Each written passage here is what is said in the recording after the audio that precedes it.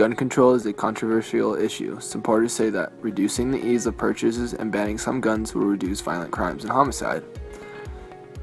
Opponents say that those who will commit a crime are not less likely to do so because the gun is illegal. Here's an interview with a supporter of gun rights and ownership.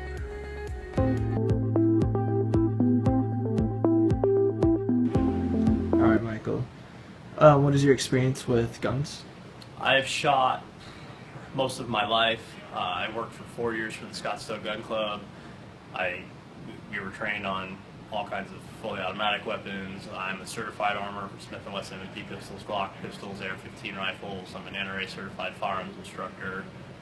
I'm a certified range safety officer. I've been around firearms quite a while. All right.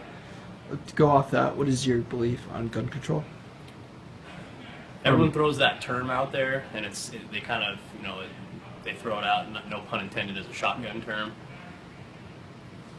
I think that there should always be some form of gun control. The problem is people try to take it too far.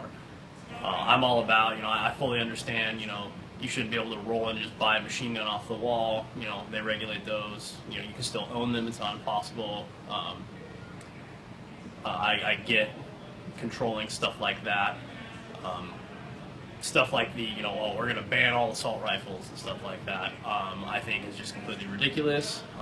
My personal view on that is you have all these politicians that are beyond ignorant on all things about, firearms.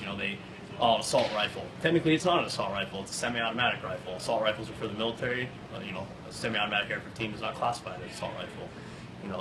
They don't even know the terminology of things, and they're the ones making the laws on these, items and stuff like that. High-capacity magazines is completely ridiculous. It does nothing to deter crime. In 130-round magazine, I'll just reload twice. I can carry 3 10-round. I can reload a magazine in 2 seconds. It does nothing to deter crime. And you hear some of these logics like, oh, when no one else is armed in the room, he'll lay down his weapons and turn himself in, because that's just human nature. If someone's crazy enough to walk into a building ready to be an active shooter and start taking people's lives, they're already gone mentally. They're in another state of non-rational thinking behavior. Simply putting a sign up in the window that says, "Excuse me, sir, you can't bring your gun in here. We don't allow guns." I've yet to see a criminal go, darn, I'm not going to be able to go kill 16 people.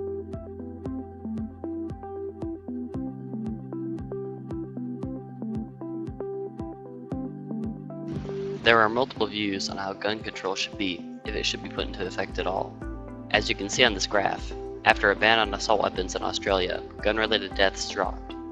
On the other hand, after seeing a ban on handguns in Chicago, deaths then rose. This may point out that handguns are something that should not be blamed for gun violence. Handguns contribute more to self-defense than violence. Here is a clip from C-SPAN detailing gun control. Service and DC Police. Gabriel Giffords owns a gun. It's those shots occurred so quickly, 30 rounds out in about 15 seconds, no one had a time to respond. Guns make it easier for bad things to happen, but they also make it easier for people to protect themselves and prevent bad things from happening. And that's one side of the story you also have to take into account. Look, if you look at the FBI or the Justice Department surveys, what they'll find is about 400,000 times a year right now Americans commit crimes with guns. About 200,000 are reported to police.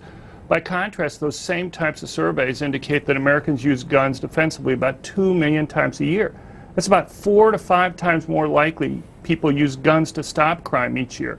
And so what you have to look at when you're passing these different gun control laws, we all want to keep criminals from getting guns. But just as with the ban, which is a very simple example, probably the simplest type of gun control law, who was most affected by that? Those bans disarm law-abiding citizens in DC or Chicago or around the world when we see them, not the criminals. And when that happens, when you make it harder for, my research finds the police are the single most important factor. But when you disarm law-abiding citizens relative to criminals, you can see increases in crime. Very quick. In the C-SPAN video, they said that sometimes owning a gun is not enough to stop an attack on you. Owning a gun may lead to escalation of things and cause a shooting to occur. A point is made that gun control will disarm law-abiding citizens while failing to impede criminals. In this graph, it is shown that the correlation between the strictness of gun control and the gun homicide levels. It shows that while homicide is fairly even throughout, California has the strictest laws with a low homicide level, and Oklahoma has the most lenient laws with the highest level.